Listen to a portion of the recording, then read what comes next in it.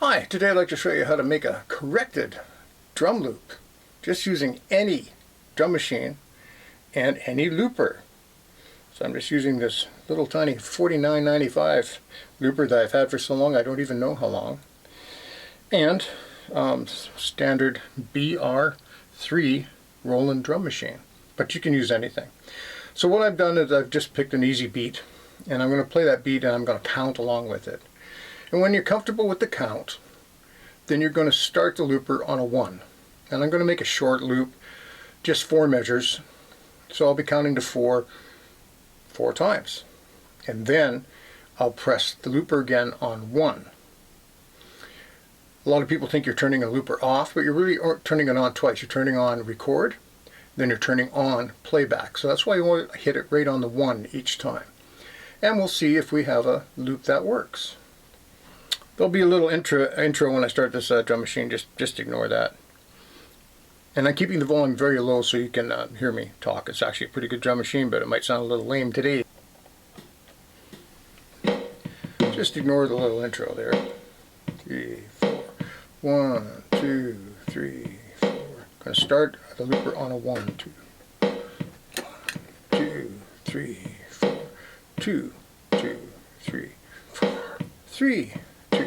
3, 4, 4, 2, 3, 4, 1, 2, 3, 4.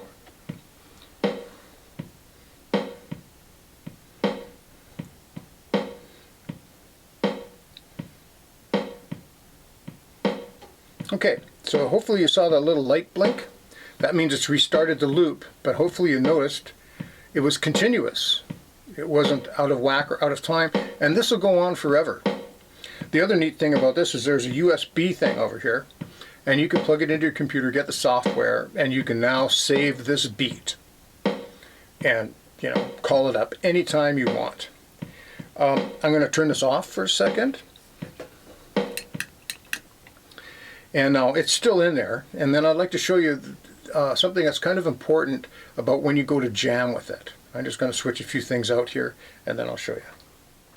Okay, so I hope you noticed that I swapped out the drum machine for a really old multi-effects pedal. But the reason I did this is if you're going to be using drums, if you want to change your guitar sound, it's going to change your drum sound if you use the amp.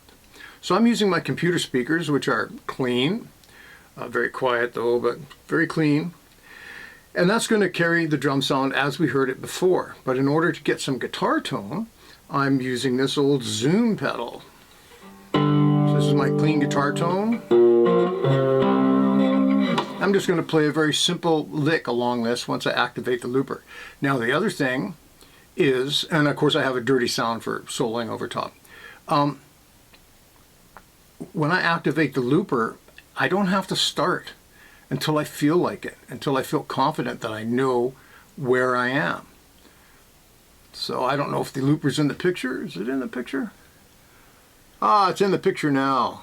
Oh, by the way, I'm tuned to G, D, and I'm just going to be using the open strings, the 3rd fret and the 5th fret. Those couple of sweet spots there. And I'll practice my lick with it.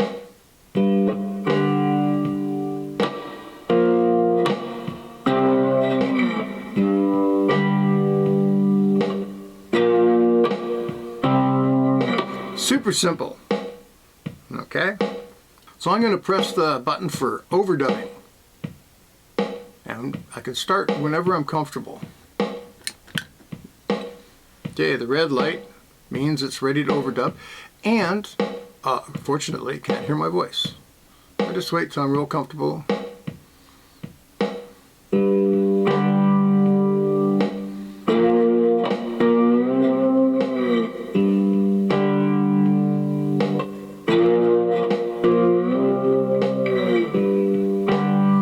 You can hear it take over, so you know that you've got your lick in there. And I'm not playing anything on the guitar, obviously.